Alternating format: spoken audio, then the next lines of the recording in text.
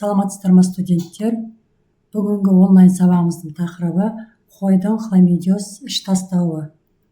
Сабағымыздың мақсаты аурудың қоздырғышын, індеттік деректерін, белгілерін және балау, сақтандыру, күресу шараларын жүргізу. Қоздырғышы қойдың хламидиоз іш тастауы абортус хламидиозис овиум деп аталады.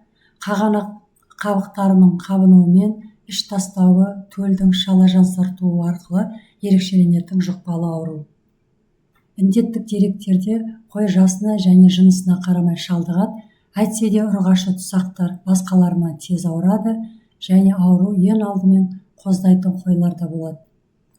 Ауру қойдан ешкі және сиырға да жұғуы мүмкін. Инфекция қоздырушысының бастауы ауырған және хламидия алып жүретін малдар. Хламидиялар сүтпен, несеппен, нәжіспен, іш тастаған соң шаранамен және қынаптан аққан сорамен бөлінеді. Аурудың жаппай жұғуы сау мал мен ауру малдың буаз кезінде, төлдеген кезінде, сақманнан кейінгі 2 апта уақыт аралығында және күйек кезінде жанасуынан болады. Қоздырушы негізінен алиментарлық және жыныстық жолдармен беріледі. Қошқарларда хламидиялар ауру және хламидия алып жүретін саулықтардан жұғады. Ауру саулықтан туған немесе оны емген қозы инфекция ауруына душар болады. Дерттенуінде қоздырушы мен оның токсиндері қанға түсіп, әртүрлі ағзаларға жеткенде қойдың денесінің ыстығы көтеріліп, жалпы жағдайы нашарлайды. Хламидиялар жыныс органдарына шоғырлануына бейім келеді. Қанмен бірге жыныс мүшелеріне жеткенде қоздырушы эпителий клеткаларына тез көбейіп, жатырдағы төлдің денесіне өтеді. Оның миындағы, ішкі органдарындағы дистрофиялық және өлеттену процесіне байланысты төлдің өлуіне себеп болады. Симптомдарында жасырын кезеңі бірнеше айдан 1 жылға дейін созылады, ал буаз қойда 30-60 күн мөлшерінде болады. Хламидиоздық іш тастаудың клиникалық көріністерінде симптомсыз және кәдімгідей түрлері болады.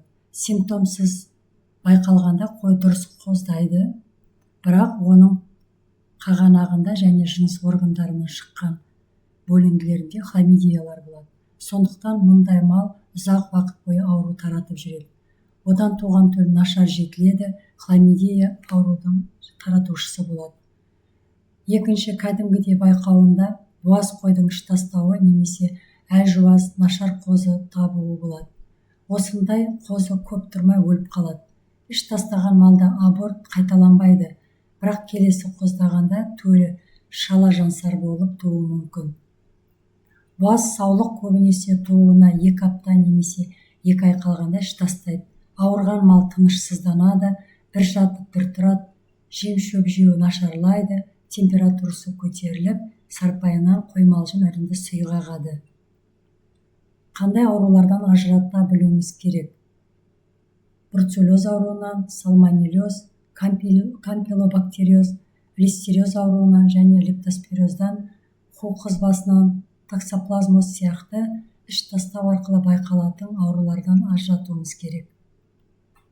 Дауалау және күресу шараларында ең алдымен аурудың алдын алу үшін қой атарларын мал басымен толтырғанда атар мен атардың ферманың шаруашылықтардың арасына малды бір жерден екінші жерге ауыстырғанда ветеринарлық санитариялық талаптарды мұқият орындау қажет.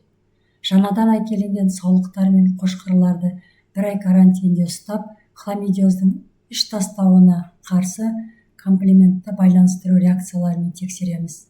Сау емес шаруашылықтардан қошқар алуға болмайды. Қой іш тастаса, оны міндетті түрде хламидиозға тексеріп отыруымыз қажет. Назарларыңызға рахмет, сау болыңыздар.